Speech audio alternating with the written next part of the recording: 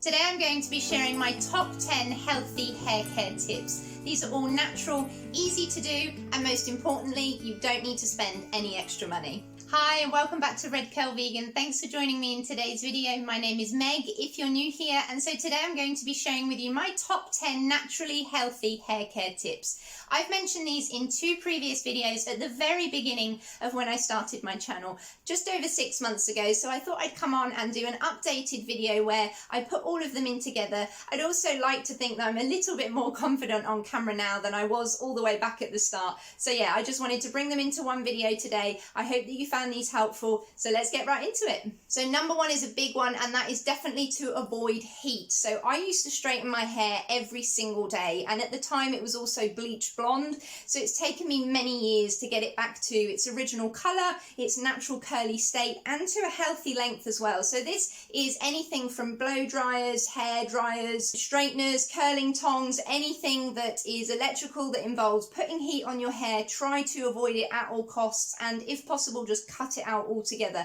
And this also includes trying to avoid hot water. So when you're in the shower washing your hair, try to keep the temperature down as much as possible. So number two is a personal favourite of mine that I've mentioned in lots of previous videos, and that is to use a wooden hairbrush. Now this is really important. There's several reasons for this. One is that plastic or even metal hairbrushes cause a lot of damage to your hair. So they snag your hair, they cause friction, they cause frizz. So they have to be wooden bristles, of course.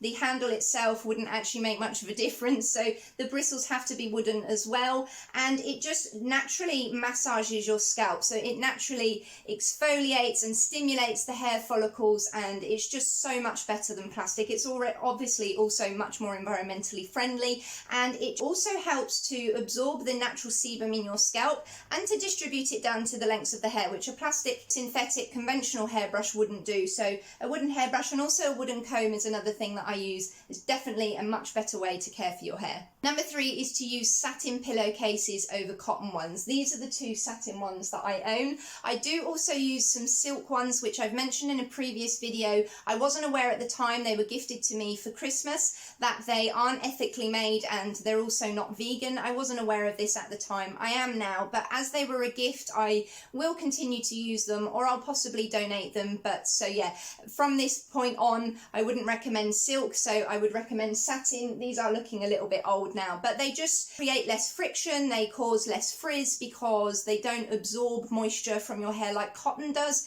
And also satin scrunchies are another big favourite of mine as well. These prevent the hair from snagging, they don't cause breakage, they don't damage your hair like conventional elastic hairbands do. So number four is to just simply wash your hair less often. Definitely avoid soap, and also if you're interested, avoid shampoo as well. There's plenty of no poo methods out there or low poo alternatives. I've made a video on this recently, so I'll link that one up above for you. Co-washing, for example, is a great alternative, but just to generally wash your hair less often is a really great way to care for your hair. Overwashing your hair strips your scalp's natural sebums from your hair, and they are there to naturally condition your hair and to care for your scalp. So overwashing causes drying, and it's just not necessary to wash your hair every day. It's actually pretty bad for it. So just try to skip a day or two if you can. Just do it gradually. You don't have to suddenly start washing your hair every other 3 days if you're used to washing it every day, but just do it gradually, and this will make a huge difference. Number five is to trim your own split ends. Now, I recently invested in a lovely sharp pair of professional hair cutting scissors, and it's one of the best things that I've done. The ones I had previously were awful, and I don't think they were helping me in the slightest, but just to trim your own ends at home is really quite easy. It also will save you money, keep going to the hairdressers all the time, and it really makes a huge difference. So just go ahead, and if you're bored one day, it can be quite therapeutic. I personally find it so. I know that other people have said the same, and just literally go in and individually check out the ends and spot to see if there are any split ones and just give them a little snip. This is a really great way to maintain the condition of your hair. Number 6 is not necessarily everybody's cup of tea, but that is to do a final cold water rinse after you've washed your hair. This can be a little bit unpleasant, but it's really good for your hair to rinse it with freezing cold water if you can bear it right at the very end. This seals the cuticle, it smooths the hair follicle out, and it just prevents frizz and just generally maintains maintains the condition and the look of your hair a lot better. Like I mentioned in point number 1, hot water, not hot hair, is not very good for your hair. It causes frizz and it opens the follicles up. So yeah, a final cold water rinse is another really great free way to care for your hair. Number 7 is protective sleeping hairstyles. So I always put my hair in a side braid, or sometimes even 2 identical pigtail braids, or a top knot, or a pineapple ponytail at the top like that. I've mentioned that in my previous video as well. I never sleep with my hair loose. This causes a huge amount of friction. It causes knots, it causes tangles, it causes frizz. You just want to try and keep your hair protected. I know some people wear a sleep bonnet. That's an even better way to go. I personally didn't find it very comfortable, so that's not something I do. But in line with sleeping on a satin pillowcase, making sure you wear protective hairstyles to bed is a really great way to keep your hair in tip-top condition. Number 8 is actually a really big one, and I probably should have put it at the start of the video, and that is to drink more water and eat a cleaner diet. This is something that has massively helped me. So just generally keeping up your water intake regularly throughout the day, every single day, is super important, not only for your body, but it also affects your hair as well. You know, it's all linked. And also a cleaner diet, more green leafy vegetables, more fruit, less processed food, less sugar, all in turn with the rest of our body is much better for us. Number 9 is to brush your head gently and always start at the ends. Yanking your hair all the way from up here all the way down to the ends is a really